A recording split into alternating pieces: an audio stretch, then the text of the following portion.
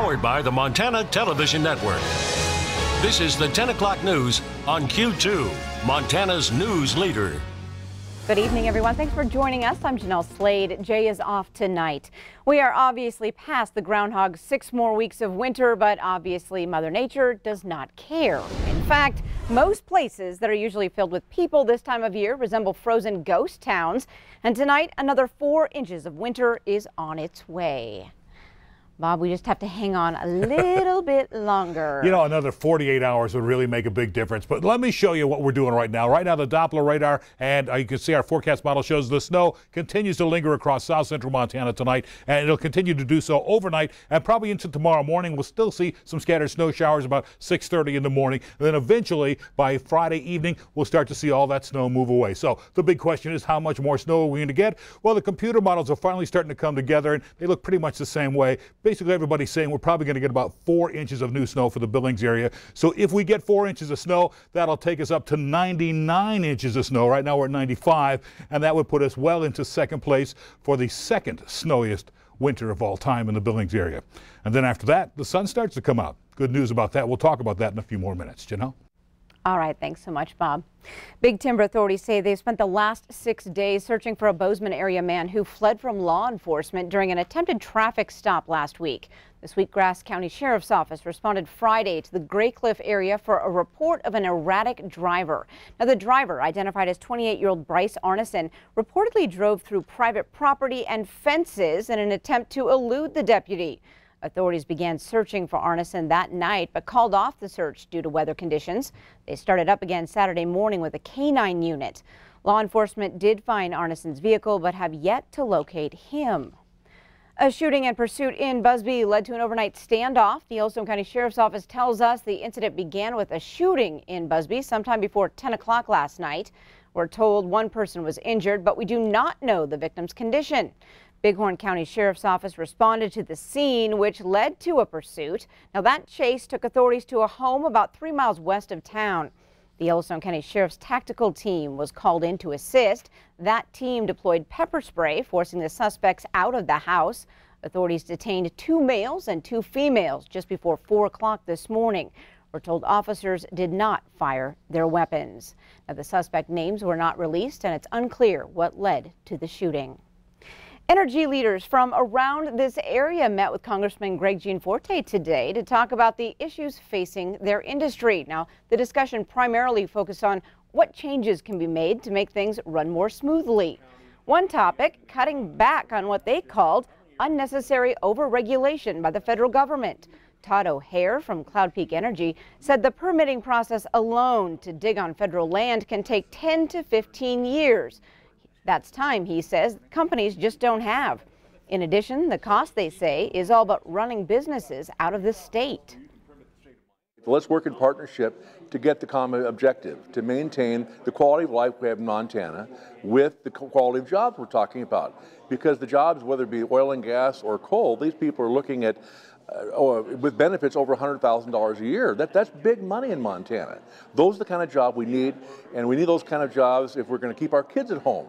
What we want to do is keep those jobs where they're at in Montana. We have 3 properties, 2 of which are like that, and 1 is over the rail facility. We want to keep those jobs in Montana. That's what's important to us. Now, when the group was asked if it can continue to produce coal, oil, and gas while protecting the environment, the answer was a resounding yes. A federal court ruling gives the second green light to a water project near Glendive. The Ninth Circuit Court of Appeals says the construction of a new dam, including a new fish bypass, can move forward. The dam along the lower Yellowstone River provides water to more than 58,000 acres of farmland.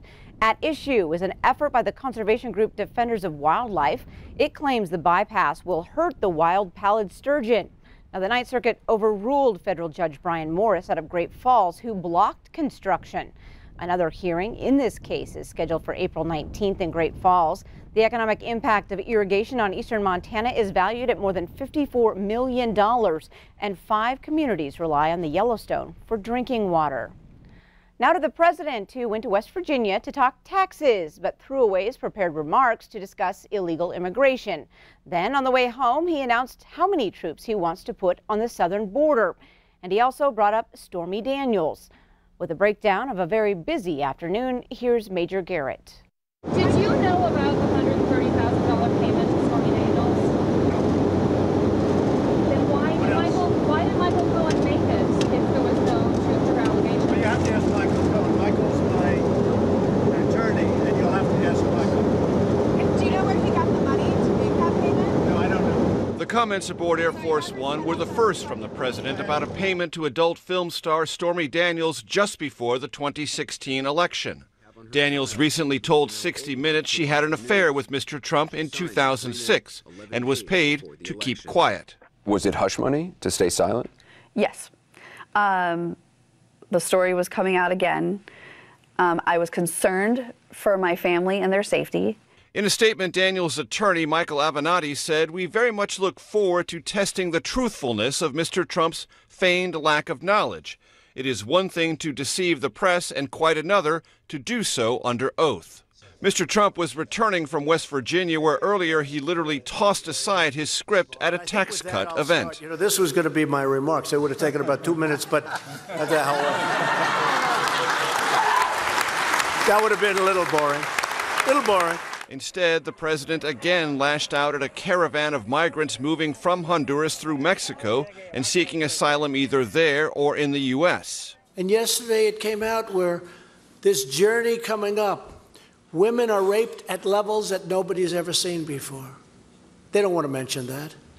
That remark might have been prompted by this segment on Fox News Monday night. We've had countless cases in my 8 years as sheriff where they've been raped multiple times. These are juveniles. The president later told reporters he will send between 2,000 and 4,000 National Guard troops to the southern border. Still no specifics on when those troops will arrive or how long they will stay, though the president implied the deployments might last until the border wall is built. Major Garrett, CBS News, the White House. In other news tonight, officials in Georgia say there were no signs of foul play in the death of 35-year-old CDC scientist Timothy Cunningham, who went missing in February.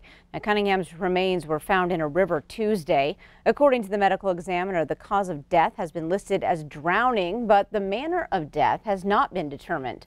Cunningham was last seen on February 12th, shortly after police say a supervisor told him why he was being passed over for a promotion. The case perplexed investigators because Cunningham took none of his personal items with him and left behind his beloved dog. The man whose name is on the federal courthouse in Billings, James F. Batten, is among the MSU Billings alumni honored over the last 37 years. Now, this afternoon, 8 more joined that group. The MSUB Alumni Association announced the recipients of Outstanding Alumni Awards tonight. Now, the group includes 7 alumni and 1 non-alumnus, a friend of MSUB, who is Big Sky Economic Development Executive Director Steve Arviskow. Now, the school has helped deliver a lot of success over the last 90 years.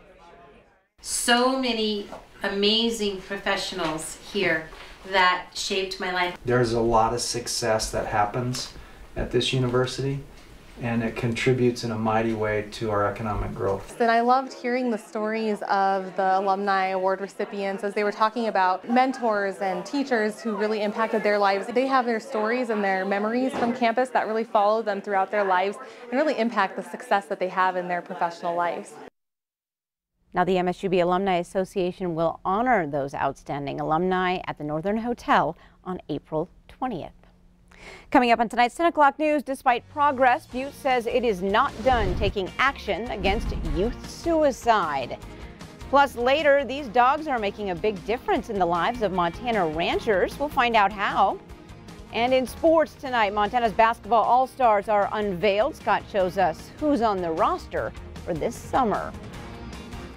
You're watching MTN News with Jay Cohn and Jeanelle Slade. Storm Tracker weather with Bob McGuire. And sports with Scott Green. This is the 10 o'clock news on Q2, Montana's news leader.